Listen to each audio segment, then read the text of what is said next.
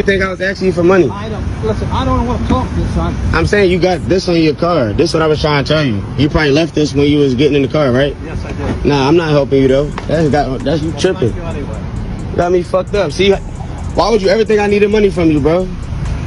Stop playing. Nah. Stop playing me, bro. You got me fucked up, ahead. Welcome to CSL TV, and I just hope you guys are having a beautiful, blessed day.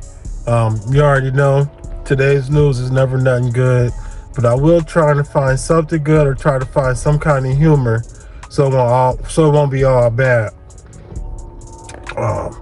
If you haven't already, subscribe to the channel. The best thing about subscribing to the channel is that you'll be doing a good deed by helping me out, and the best thing about that is free. Subscribe. Comment down below as well as in liking the video. The feedback helps me create this content to you guys in different ways, so it just won't be the same old boring regular degler. As well as if you have a social media, any social media platform, I appreciate the ones who share me on your social media to let people know what we do over here at CSL TV. But as in always, I'm gonna keep this short. I don't want to bore you guys too long and too much with this intro. So just have a beautiful, blessed day. Let's get it. These two videos released this past week are wild, but we warn you, they may be hard to watch. The first shows a violent carjacking in New York City. It all starts when a van smashes into the side of a Lexus, pushing it into a parked car. Right after that, a group of 6 men, all between the ages of 18 and 25, got out of that Lexus and did this. They pulled the 53-year-old driver out of the van and beat him ruthlessly. One even felt the need to stand on top of the van. The main attacker continues to punch the Vic in the face until he's able to run off and escape. Those guys then decide to dance on the van, shamelessly celebrating before one of them drives off with it. The victim, thankfully, only suffered minor injuries, but police only have in custody one of the attackers. And then there was this. Family values, people. He has 4 kids, 4 different women, wasn't in the house raising one of them. He was out having sex with other women. Do you care about family values? That's Christian Walker, a 23-year-old ultra-right-wing influencer talking about his dad, former NFL star and Georgia Senate candidate Herschel Walker. The far-right candidate has called for an outright ban on abortion with no exceptions for rape or incest.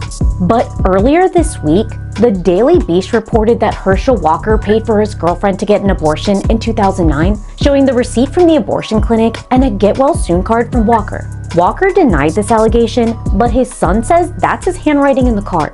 And on Tuesday night, Christian went off on Twitter saying that he wants his dad to stop lying and making a mockery of his family. He tweeted, "You're not a family man when you left us to bang a bunch of women, threatened to kill us, and had us move over 6 times in 6 months running from your violence." Christian also says his entire family asked Herschel not to run for office because of his dirty laundry, which allegedly includes domestic violence.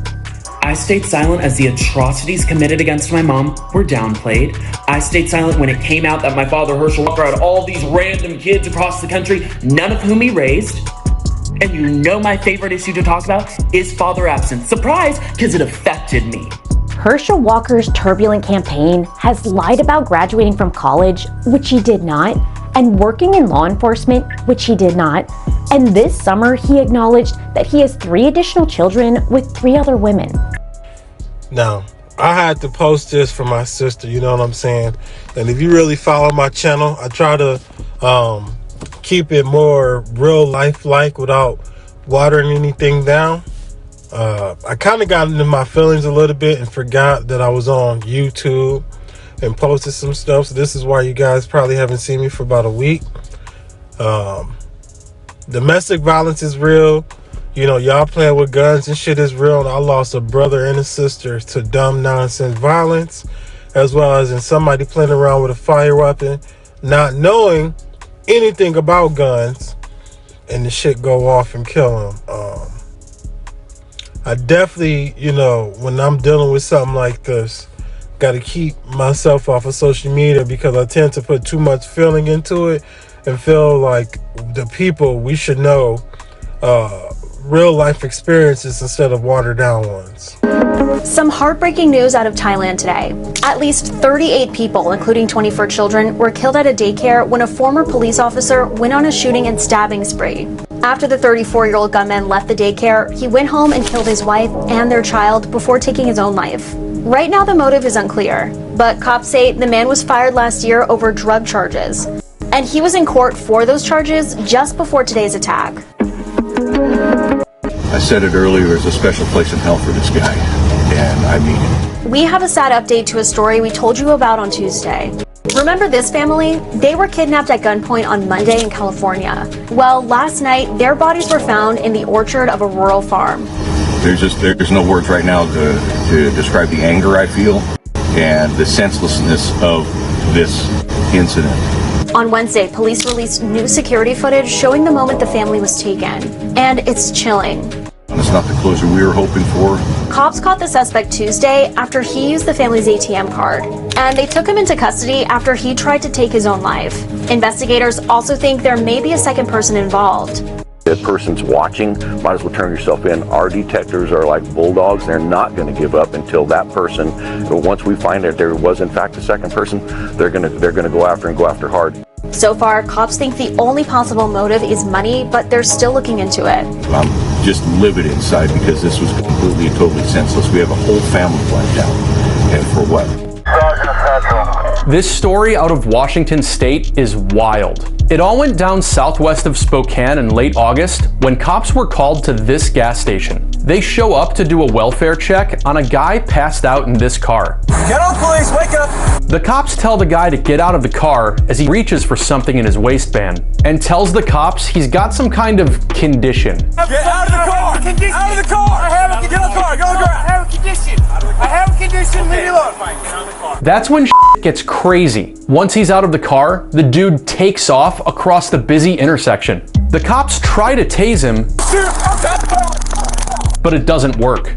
As multiple officers chase him down the street, the guy takes out the gun from his waistband. Drop the gun! Drop the gun!